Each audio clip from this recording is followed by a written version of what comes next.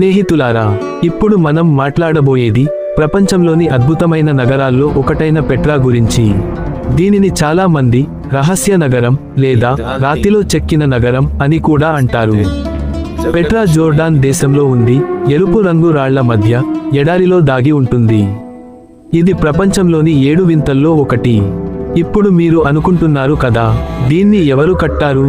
పెట్రాను నెబటియన్ రాజులు కట్టించారు. అందులో ముఖ్యుడు రాజు అరేటాస్ 4, కింగ్ అరేటస్ 4. దీన్ని క్రీస్తు పూర్వం 400 నుండి క్రీస్తు శతకం 100 మధ్యకాలంలో నిర్మించారు. ఆ కాలంలో నబటేయన్లు గొప్ప వ్యాపారులు. అరేబియా, ఈజిప్ట్, సిరియా మధ్య ఉన్న పెద్ద వ్యాపార మార్గంలో పెట్రా వారి రాజధాని. అందుకే దాన్ని మధ్యప్రాచ్యంలో ముత్యం అని కూడా పిలుస్తారు. పెట్రా నగరాన్ని రాళ్లను చెక్కి తీర్చిదిద్దారు. ఇళ్ళు, దేవాలయాలు, రాజప్రాసాదాలు, సమాధులు ఇవన్నీ పింక్, ఎరుపు, గోధుమ రంగుల రాళ్లలోనే చెక్కబడ్డాయి. ఇందులో అల్ ఖాజ్నా అనే పెద్ద రాజభవనం అత్యంత ప్రసిద్ధమైనది. దాన్ని చాలామంది ట్రెజరీ అని పిలుస్తారు.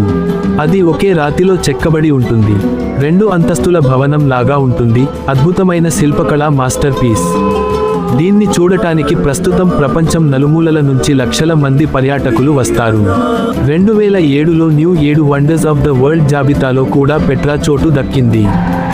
ఇది మనుషుల కళాత్మకత, శ్రమ, ఊహాశక్తికి నిదర్శనం. రాళ్లను చెక్కి రాజధానిని కట్టడం ఎంత కష్టం కదా, కానీ ఆ నబటేయన్లు చేసింది సాధ్యం చేశారు. ఇప్పుడీ పెట్రా ఒక యునెస్కో వరల్డ్ హెరిటేజ్ సైట్. ఇది మనకు చెబుతుంది, మనిషి కష్టం చేస్తే రాయి కూడా కళగా మారుతుంది.